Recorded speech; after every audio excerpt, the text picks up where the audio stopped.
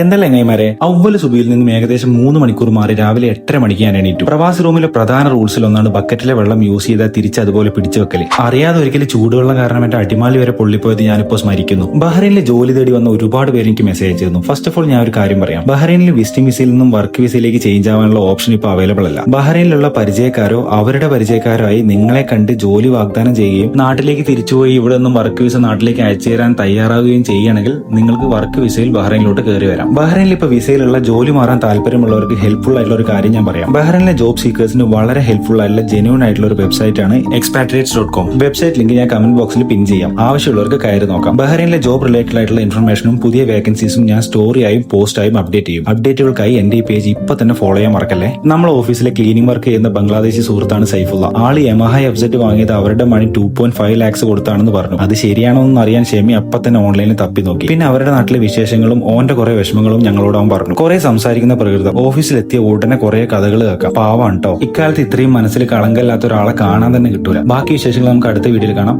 അപ്പൊ okay, by.